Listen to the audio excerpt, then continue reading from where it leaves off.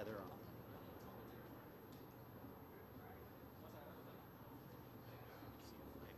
Good to see you. Jim Greashopper, easy.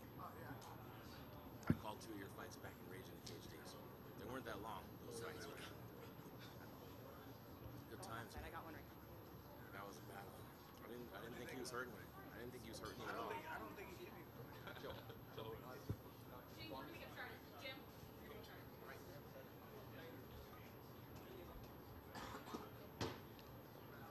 Real good. Draka, down here, straight in front. Congratulations on the win tonight. Obviously, after the fight, you had a few words to say about British people. What was kind of going through your mind at that point? And I guess why did you come to the conclusion that we're all bums? Nah, it was just the heat of the moment, man. If you look on my Twitter, like, you know, me and him been going back and forth. As soon as the fight was announced, he just started tweeting me, and then after the fight, it just got under my skin, you know, and just whatever came to my head, I just, just let it go. My roommate right now is Bradley Scott, and he's an English guy, and he's fighting in August 5th. So, hey, he's here. I'm gonna tell him. Okay. Yeah, I don't think that, you know, just the heat of the moment. I apologize, you know, to everyone, you know, for saying that. So. Let's start. We saw you come in on crutches. I think during the fight we were kind of a little wondering about your leg. Can you give us the update on what happened, kind of when it happened, and how that affected you? It's when he went southpaw and I threw a kick and he checked it. It was a good check. I didn't feel it during the fight, but you know, after the fight, that's when the pain started kicking in. Talk about your performance overall and kind of how you felt, because it was a great fight. It was a close fight, and of course it went to a split decision. I mean, how did you feel about your performance, and were you certain that you had done enough to win? In my head, I thought I won every round. I don't think it should have been a split decision. You know, Mark's, he has all his hype on him. I knew that he wasn't going to be as tough as everyone thought. You know, a lot of you guys probably took Mark thinking he was going to knock me out. I just had to prove y'all wrong. And last thing, you kind of mentioned with your quotes afterwards that you were in the heat of the moment, but it seemed like there was still some tension between you and Mark as well. I mean, were you still heated, and do you still feel that way now, or was it just that moment? Is there still tension between the two of you guys? Nah, there's no tension. I got my hand raised. What can he say, you know? So, hey, Drakkar, it's Jim Greashopper from AZ. As a guy who's seen you come up through the ranks and seen a lot of your fights along the way, everybody who's tried to get in there and brawl with you and throw hands with you has met the same fate that he met tonight. I didn't think it was that close. I'm with you on that one. I thought you won all 3 rounds. But can you just take us through your evolution and the improvement, and just now that you're here on this stage, you just keep getting better and better and showing people what you're truly made of inside? Like I said, I got to dedicate everything to Benson Henderson, John Crouch, Eddie Chaw, all my teammates at the MMA lab, you know, because if it wasn't for them, I wouldn't be here. We have a great team down there. We have something special. I know a lot of people don't believe in our team, but, hey, we're up on the rise. Where do you go from here? I mean, I know you'll take anybody they throw your way, but this year in particular, what are your goals for the rest of this year in the UFC? Hopefully get one more fight and then fight in Detroit in my hometown. Or not my hometown, but my home state, you know. That's it. I just want to fight in Detroit. It looked like over here, to your right. Looked like the commission had a few things to say to you. What did they say to you immediately afterward, after you got in Mark's face and screamed? They told me I was just, you know, getting a little too crazy. You know, I understand that. You know, just the heat of the moment. If I can go back, I would change that. You know, I would compose myself a little better. What was it in particular were you feeling that made you want to do that in that moment? What is it about Mark that makes you want to, you know, go across the cage after winning the fight? Just him just talking all week. He was talking. I think that's what he does to get in his opponent's head. He intimidates him like that. I'm a different breed. I train with Benson Henderson every day. I get beat up by him. This guy, he's not going to go in there and do that to me, you know. So Was there a particular moment that you felt you had him? All 15 minutes.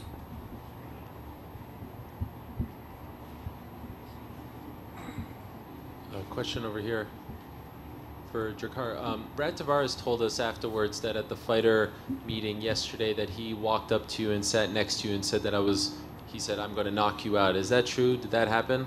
Yeah, and after the fight, I was like, hey, I thought you were going to put me to sleep. Didn't happen. Did you feel that he crossed the line this week with any of the stuff? Did it get No, too close? I knew that's how he is. He likes to get in his, in fighters' heads, but not mine. Do you feel like he's overrated? Yes. And finally, for me, do you feel like you were kind of put in this position as sort of the opponent? International Fight Week, it's his big American debut, all that stuff. Did you feel like the UFC was kind of setting you up to be the opponent for, his star to shine a little brighter? I'm not sure. They could put me against anyone. I'll fight Khabib. I'll fight anyone. I don't care. Just put me in there. I'm gonna get my hand raised. Hey, Jakar, over here. Congratulations on the win. You were an underdog heading into this fight. Do you feel like this was the fight where people finally got to see, this is what you're capable of, and kind of your coming out party tonight in this matchup? Yeah, I'll be an underdog every fight. You know what I mean? That just makes me train harder. I was reading everything what you guys were writing about this fight, saying Casey, whatever his name is, was going to knock me out. That just gave me the extra motivation to go in the gym and push harder. I was probably in the best shape of my life going into this fight. And do you feel like also with your wrestling background and all that, do you feel like he overlooked that in this fight and didn't really give you the respect that you have in the wrestling skill set? Yeah, I don't think he respects me, so it is what it is. And just looking at the division right now, is there anyone that sort of stands out to you as a next opponent on that Detroit card? Because I know you really want to get on there and put on a show. Whoever they get me, I'll take whoever won tonight in the final or in the main event.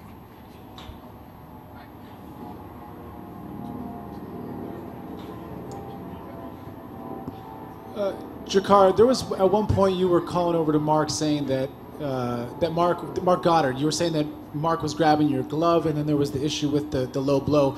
Were there other moments where you guys were getting chippy and maybe fouling each other on purpose in there? No, he was pretty nice, like when he needed me in my nuts, he was like, "Oh, I'm sorry," you know what I mean? Like I was kind of surprised by that.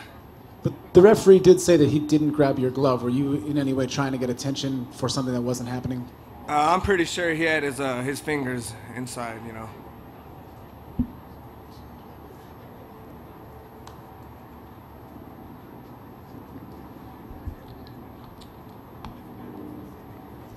We good? Hey, thank you guys.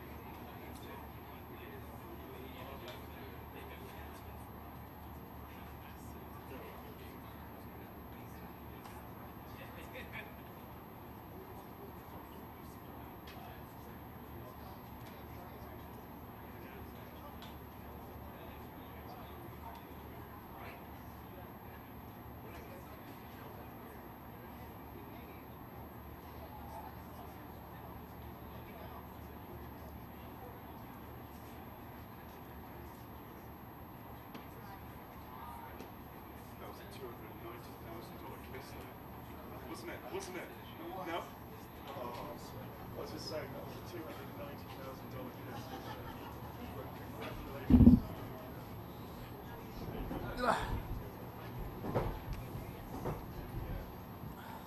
Jesse, on a season being called redemption, I mean, there's no more rightful winner than you. We saw obviously the emotion that you had tonight, how happy you were, but can you just sum up what this moment means to you? It's very hard to put into words. I was pretty excited in there, kind of settling down now a little bit, and it's a surreal experience.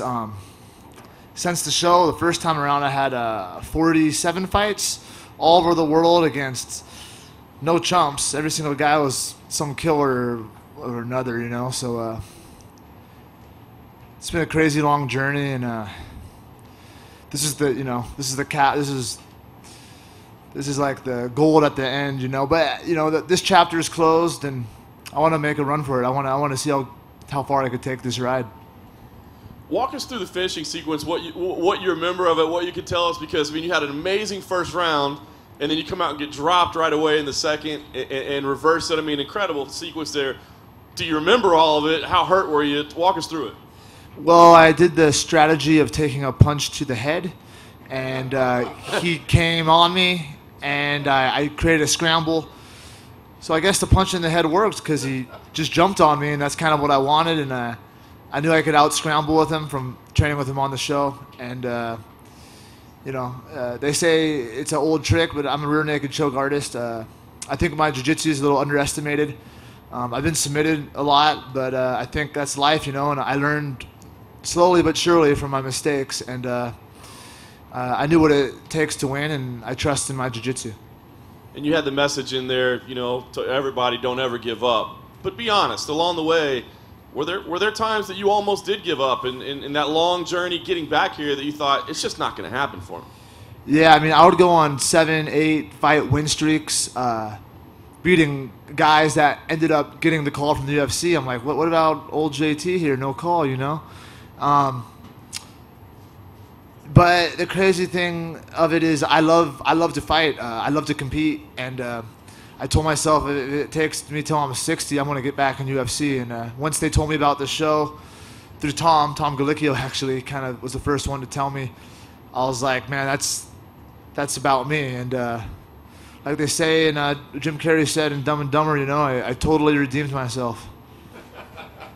That's great. Last thing for me, I mean, you touched on it a little bit, but you're not a typical tough winner. I mean, with the amount of experience that you have and what you've done, do you feel like you need to be deserved or recognized as a contender right now, or do you feel like there's work to be done?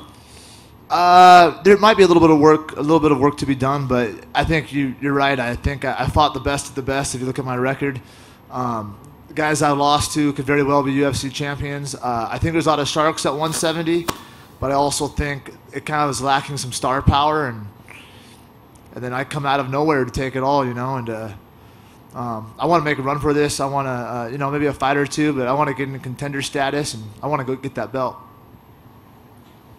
Jesse, right over here to your left. Obviously, the redemption narrative, it's very well known for people who watched The Ultimate Fighter for many seasons, the one very high-profile mistake so many years ago. And I'm sure maybe you'd like to have not done that. But that being said, now that you know tonight for the first time what it's like to win The Ultimate Fighter, if you could take yourself back mentally all those years ago, do you think you would have really been prepared to be the Ultimate Fighter and for this moment? Or this entire path of redemption, has this been important to get to this point for that level of maturity, to really be able to handle it right now? Yeah, I think everything happens for a reason. I don't regret, it was pretty foolish what I did, but I don't regret a thing. I think it made the story of JT Money, and I messed up, but at the same time it made me pretty hungry to get back. And it kind of fueled that fire, not a day goes by I don't think about that. And who knows, if I won back then, I might have been in and out and done with UFC. And I just kept grinding, kept plugging away, and fighting anyone, anywhere, anytime. And I think in the end, it got me a lot better and made me a better fighter and person. I was going to ask you about the improvement of your game, because all those years, you know, if we look at the 2 seasons, you were a top contender back then, and you were dominant through this season, but you had a lot of years in between to really evolve your game. You had great veterans in your corner tonight, like Dan Henderson, Matt Brown. For the more casual fan who maybe hasn't, you know, been able to follow you in those smaller shows these years, talk about the evolution of your game and how you're different now than you were then. Oh man, you go everywhere, you fight anyone, anytime. You have no choice to get better. And I had some tough losses here and there, but down deep, I'm a fighter. I love to do this. You know, I take a week off and I get antsy. And it's been a crazy long journey. Tough 25 came about. Trained with, you know, Dan Henderson, Team Quest before that. Ended up going to another gym, the Arena. I've been everywhere. And then on Tough 25, I reconnected with Matt Brown, who was on Tough 7 with me. And the whole journey has just been crazy. So if I never messed up that one fateful night, who knows what would have happened. So again, everything has its reason and place. And I wouldn't say I'm excited or happy that I messed up back then, but it kind of made the story come to fruition, and I'm happy where I'm at now. Over here, Jesse. T-Line. Over here. Oh.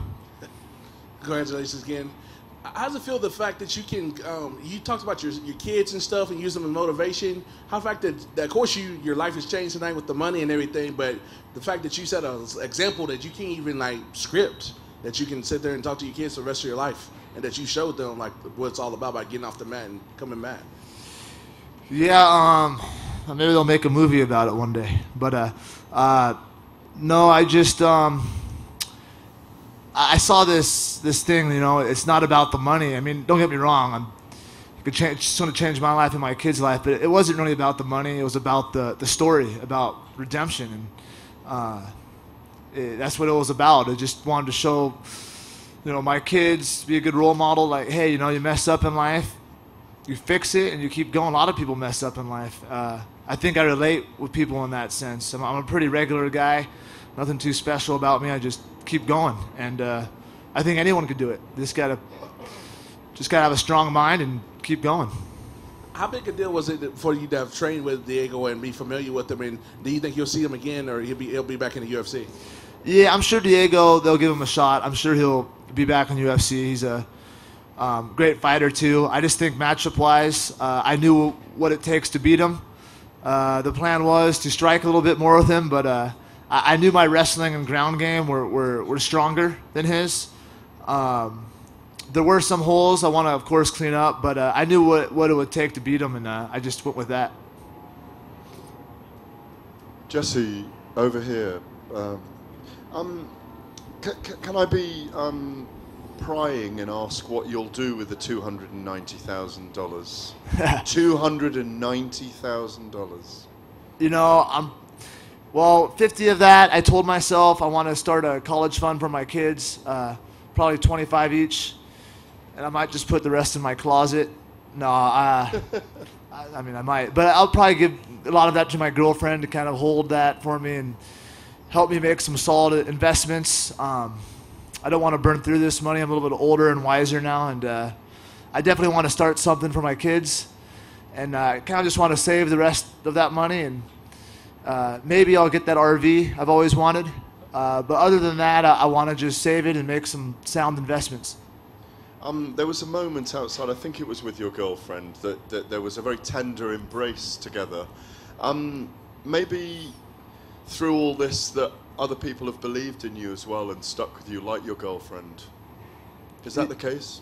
Yeah, you know, I do believe that I've had some angels through my career, people that, you know, when I fell down, that kind of stuck with me.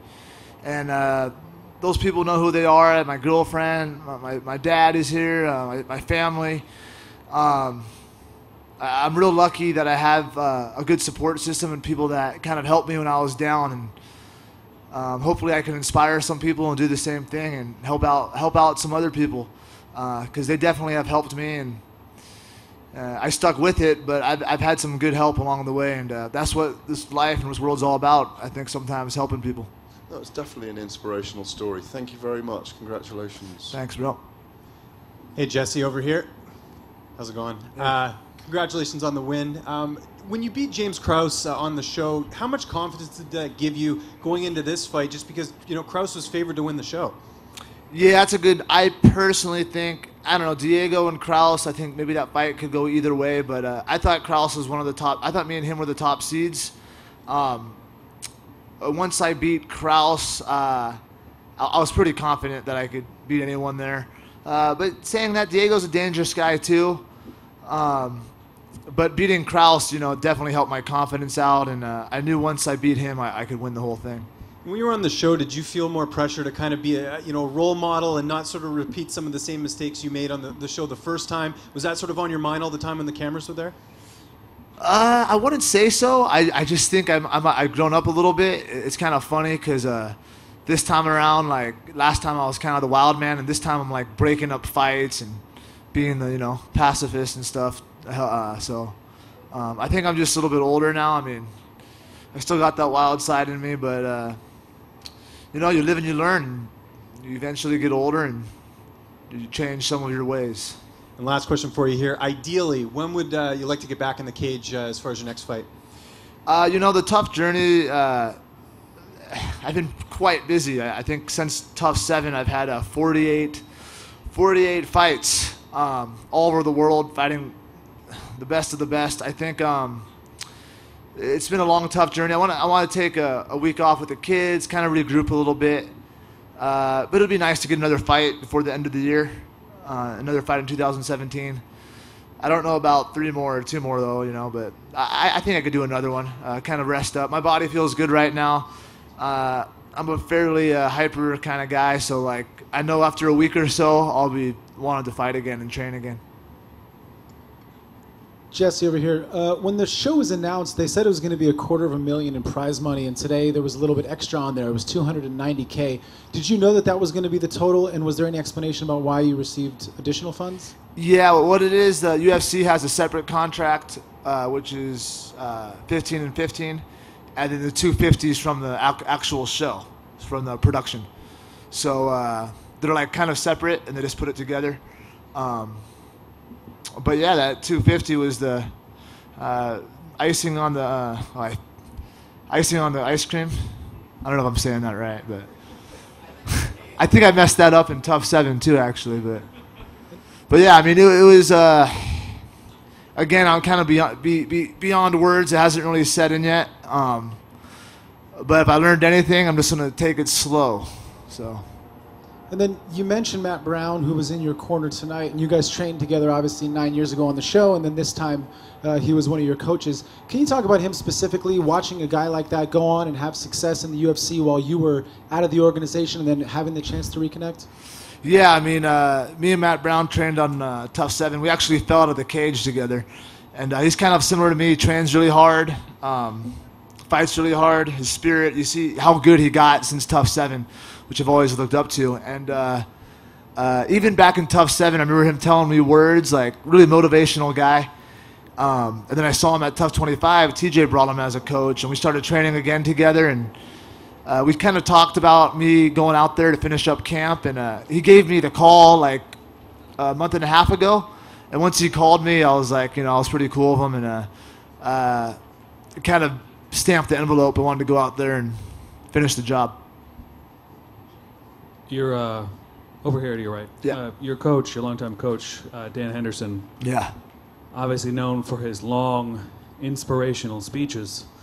What did he tell you after you won this? Well, I know before this he just said punch him in the face, and then take him down. And I just took him down without punching him in the face. But Dan's the man, but he is a man. He's a man of few words, but very inspirational words. And to win this thing with my family, my girlfriend, with Matt Brown, with Dan Henderson, another good coach, Kazeka Munoz, and to win this thing with around good people that I trust and have respect for. Again, I can't even put it into words. It's just, it's like a dream. I keep pinching myself, It's like a dream right now.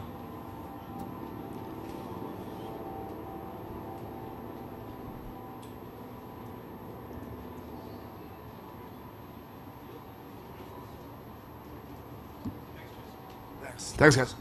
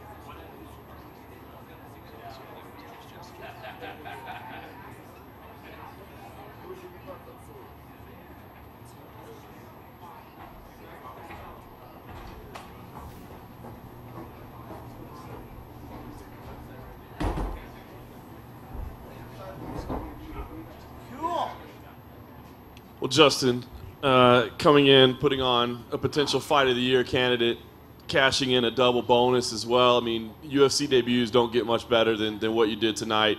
Can you just talk about the emotion of, what you're feeling right now and just, this whole experience now that you've made your UFC debut in such fashion? On to the next one. This is awesome. That was cool. But I have something to prove here. I got to be the best. I've been saying I'm the best in the world for a long time. So, I will have another fight. Got to start preparing now. You touched on the octagon jitters, kind of blowing them off a little bit. Talk to me about how this whole week played out versus your expectations. I mean, the big press conferences, the added media, the potential for octagon jitters. How did everything play out versus how you thought it would be? It was exactly how I thought, how I processed it all. Everybody in this league started somewhere else. Everybody out there is going to say, you're not good enough. You just got to take it one at a time and prove everybody wrong. Prove everybody that believed in you right. So that's what I was here for. You had to answer the questions during your World Series career, and after a fight like tonight, I'm sure you'll have to answer it more. I mean, how long can you keep fighting like this when you put yourself through something like that? I mean, did you guys watch all the fights tonight? We punch each other in the face. That's what we do. I haven't lost. I haven't gotten knocked out cold. So this isn't boxing. I don't get – when I do go to sleep, I won't get 10 seconds to get back up. You recover. Michael Bisping got flying H-bombed. He's back. He's the champion now. So I don't know how long I can do it. I don't want to do it forever. So I got probably, I don't know, one at a time. So I really don't know. And you said you're trying to find your equal. I mean, it's an interesting time in your division in the UFC right now. So is there anything that does make sense? I mean, is there a name in particular that makes sense? Whoever gets me closer to an interim title right now. McGregor's not here. So I'm going to get that interim title on my waist. And when he comes back, pressure. I pressure people. You think you can take it? He has a fantastic left hand. If he touches me with it, I'll go to sleep.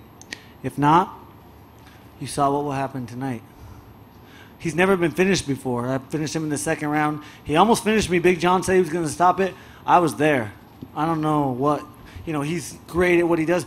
He said I was, obviously when I got smoked, I was, a little dazed. But we get punched in the face. Like I said, I got the biggest heart. I'm the most violent guy in this division. I'll prove it time and time again.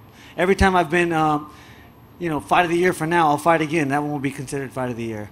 I can take the most boring fighter and put him in that fight right there. So that's what I do. I'm an entertainer. Hey, Justin, over here. Right here. Congratulations on the win. This is the fight that people have been talking about all weekend, including UFC 230. But it sounds like you don't feel like people were...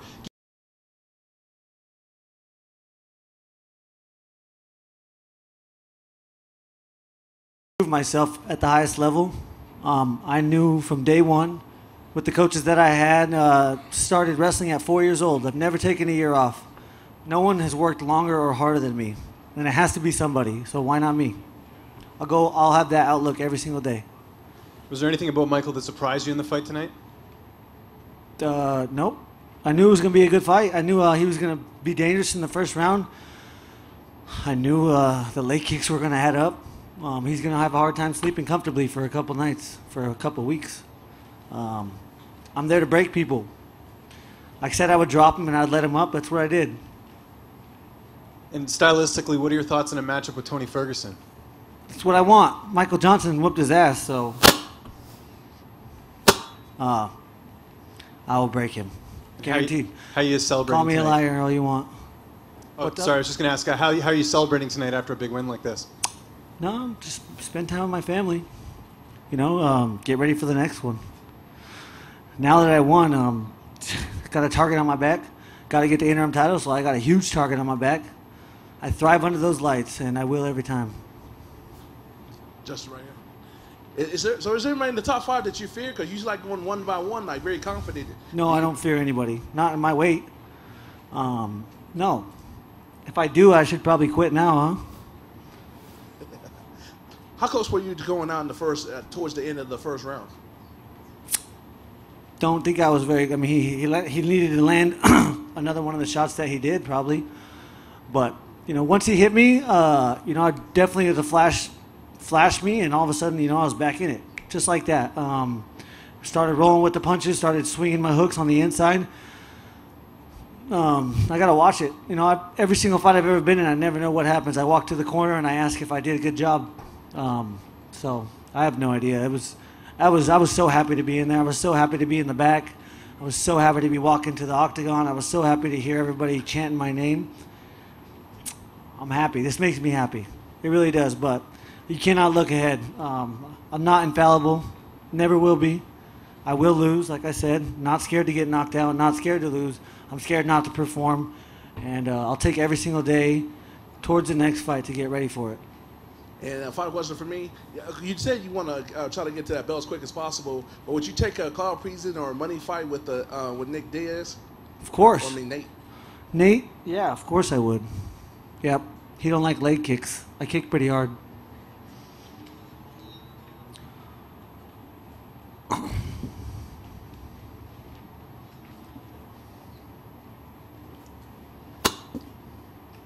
Congratulations, Thank you. Justin. Can I just ask, first of all, what your twin does? Is he a fighter as well? No, my whole family is a bunch of copper miners. I'm from a very, very small town, and, you know, it's 2 hours. If you want to go anything but a Walmart, you got to drive 2 hours. Wow. Yep, that's where I'm from. I inspire everybody that's from there, thank God. I have a human services degree. My job is, what I want to do in life is inspire people, help people. You know, it's very rewarding. That is rewarding for me. Right now I'm doing it through violence, kind of ironic, but I really enjoy it. Can I just ask you about that? You know, this human services degree you're doing, and you want to work with that risk youth. Yes, I sir. commend you on that. I think it's amazing. Thank you. Where does that come from, that you want to do that? You know, I have the best parents that a person could ask for. They've done anything and everything, put themselves in debt just to give me the opportunities that I had when I was a kid. When I got to college, I had a couple friends that did not have that. And, you know, just having conversations, learning about them. It took one person, you know, my friend Rocco DePaulo, that did not, you know, I'm not going to tell his personal life, but he had someone that influenced him in a positive manner, and it changed his whole life. Especially now with the platform that I have, now I can reach 4 out of 10 or 4 out of 20 instead of 1 out of 10, 1 out of 20. So, like I said, it's very rewarding for me. Is it because where you live there isn't really work for a lot of the young people? Is that why you witness that going on and they get into trouble, or? No. I left there and went to Greeley, Colorado to wrestle. That's where it's hard to where I'm from. You know, you can't really open your eyes unless you leave. And so when I got there was a lot of things that opened my eyes.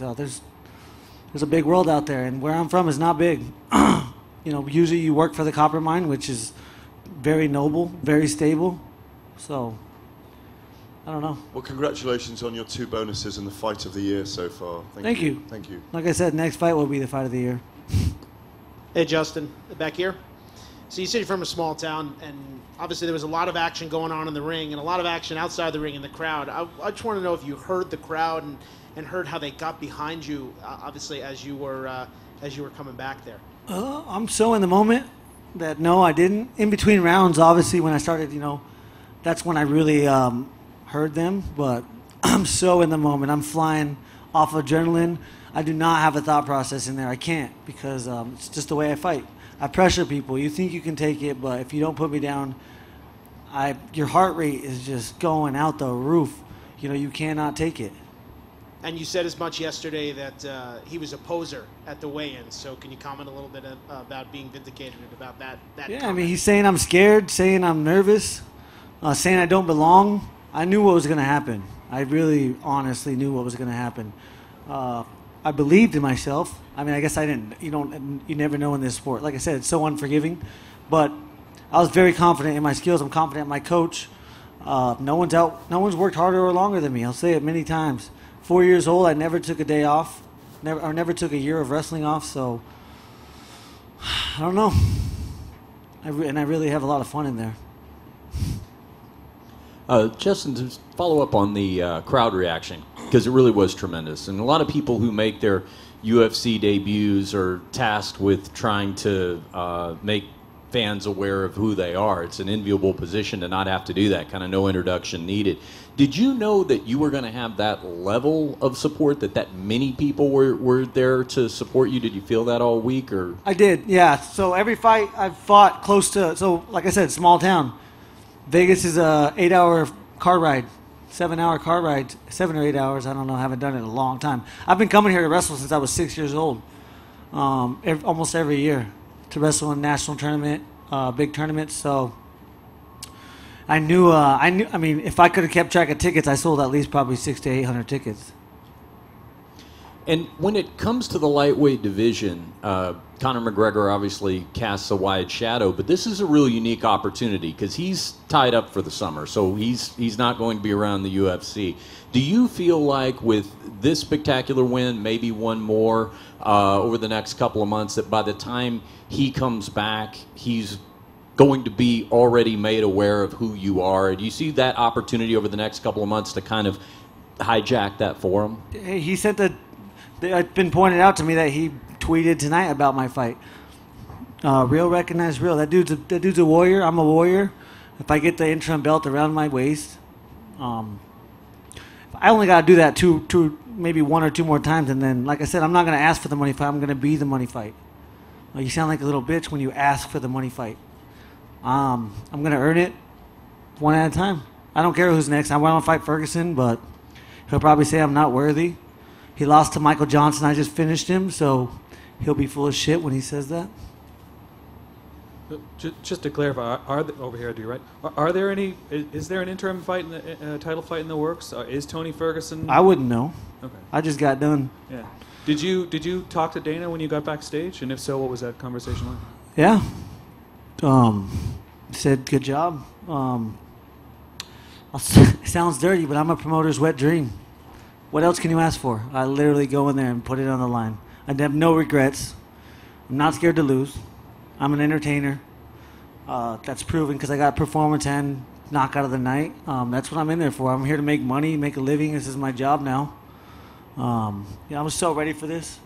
Everyone says octagon jitters. That's because you're not ready. There's no reason to rush this process. If you're a young fighter out there, take your time. Wait till you're ready. I was so comfortable back in the back. I was so comfortable this whole week. I told my coaches many times I just was kind of nervous that I wasn't nervous. I was never, I could not even almost build an emotion towards this. I knew the time was going to come. I knew the door was going to get locked. And it was me and Michael. So, I don't know. One at a time, that's all I can do. Did you hear from anybody or get any feedback from anybody that you might not have expected before going into this fight? Celebrities, anything like that? I literally just... did some pictures and took a shower and came here. I haven't even looked at my phone yet, so I'm not sure. Yeah, I mean, I'm a fighter's fighter. They love me. Bisping, he said that he wanted Michael Johnson to go out there and represent all UFC fighters. That's only because they're cut from the same cloth. not many fighters want Michael Johnson and the way he was speaking to represent them. So you want me representing you because I put it on the line. And I show, I'm not here to crap on anybody but except Michael Bisping. He didn't even know how to say my name. I bet he knows how now. Justin, down in front. It was a great fight. Obviously, after the fight, after you finished it, you tried to jump off and backflip off the top of the cage. You missed it the first time. Twice. I missed it twice. Missed it the second time. Did you think before you attempted it a third time, maybe it's just not going to happen? No, I tried till I'm not a quitter. I proved it. Hey, it was really slippery up there. When I got up there, it was slipperier than any other cage I've jumped off or any other cage I've jumped off of. I don't know. I was tired, but I can nail it 10 out of 10 times once I get up there and plant my feet. And only when I get a sweet knockout, and that was sweet. Did the commission say anything about that afterwards, or? Maybe. Maybe. Yeah, they don't want me to hurt myself. Everybody wants me to stay healthy. My coaches, but I don't usually do things normal. Did you say anything to Michael after the fight? Obviously, there was a bit of bad blood before, but did you exchange any words after? I did. He earned my respect. I don't, he says it was all talk. I take things personal. You don't say things about my family and expect me to just take it nonchalantly.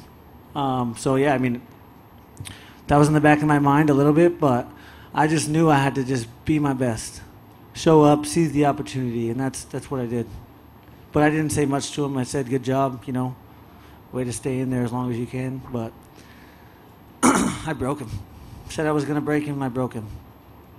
And last question, have you seen Dana yet? Has Dana said anything to you about your debut? Yeah, he said, good job. He said you earned a performance and a knockout of the night. It's kind of the last thing I heard. But no, I said thank you for the opportunity. I'll always be thankful to be where I'm at. This is not normal, and probably not supposed to be here coming from where I'm from. A lot of people doubted me before this, but a lot of people believed in me. And, it makes me work hard every day. Justin, back here. Right over here. Last week in LA, you mentioned that the way that you fight, you basically tend to break your foot every time you go out there and fight. I'm curious how you're feeling now and how you feel today as opposed to after previous fights that you've had. It's been worse. It's definitely been worse. I got some sore shins, but I did my coach really instilled at me that I had to get my feet there before I threw a strike. And luckily, that helped me. I was landing on the high shin bone. I was landing, but he checked an inside kick, but I kicked so hard that, even if you check it, it still hurts. Honestly, I'm still kind of flying on adrenaline, so I guess we'll see tomorrow. Justin, this was almost a perfect Justin Gaethje. I'm sorry, back here. Almost a perfect Justin Gaethje debut. I mean, you were rocked. You were back and forth, fight of the night. Fans were won over. Was this the way you wanted to come in, or would you have rather had like a quick knockout and just kind of got out of there easy? Well, as a fighter, we always want quick knockout, but I trained for 25 minutes. I've trained for 25 minutes for the last, I think probably like 8 fights. Hasn't made it yet, but I'm ready for. Every day I go in there and I work my hardest. I know that the more I win, the more I'm get exposed to this sport, the harder the challenge is. Michael Johnson was the hardest challenge to date. The next fight will be the hardest challenge to date. It's my whole life wrapped around an opportunity, and I'm going to seize it. You mentioned not really being nervous, but when you stepped in the cage, when he was walking in, the lights were off, looked like you stepped out in the middle, you kind of looked around, smiled, and then got a drink of water. I mean, what was going through your mind right then? Was it just business as usual? Did you feel anything different at all? Yeah, I was so happy to be in there. I was thanking God over and over for the opportunity that he presented me. I could not have been happier. I was not nervous the slightest bit. I was just taking all of it in as much as I can. It happened so fast, it's such, the anticipation kills you, but then once they say, hey, you're walking, it's over. And so it's hard to take it all in. So I was really just trying to take it all in. And the last thing for me is, I know you're kind of you've kind of shot past that now. But I know you want to fight Edson Barbosa at some point. Is that still a matchup that would interest you down the road at some point, or would your mom veto that again? Hey, I'm gonna take over America and then I'm gonna take over the world. That's my plan. So Ferguson now, whoever else in their hometown territory. I want to travel the world as well with this sport. So I'm not lying when I say I want to go to Dublin and fight McGregor one day. Justin, right down the middle to your right. Congratulations. I'm curious because you've proven that you can take a punch. Even outside of your MMA career, have you ever been knocked out before? And when did you learn that you could take a punch the way that you have? I am not lying when I say this. Before I stepped in, it was a boxing ring, my first fight. My first 5 fights, I had never been in a street fight. I have a twin brother, so we fought a lot. In football, I think I got knocked out once. Football is a pretty rough sport, and if you can't tell, I'm pretty crazy. So I tried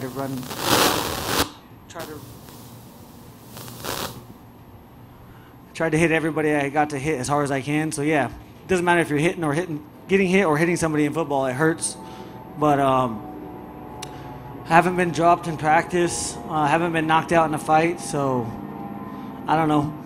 I think strong neck, strong jaw.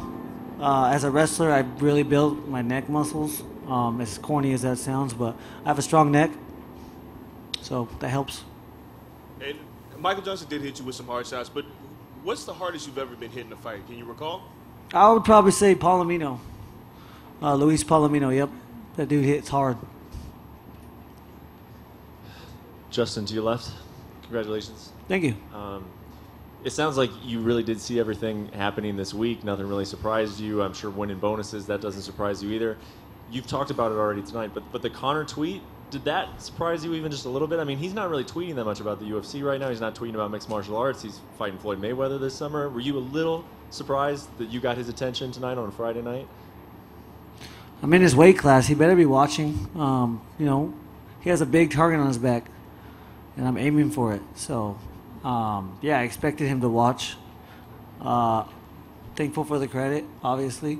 Like I said, he's a fighter, I'm a fighter, and real recognized real. I literally put it on the line, so you have to respect that.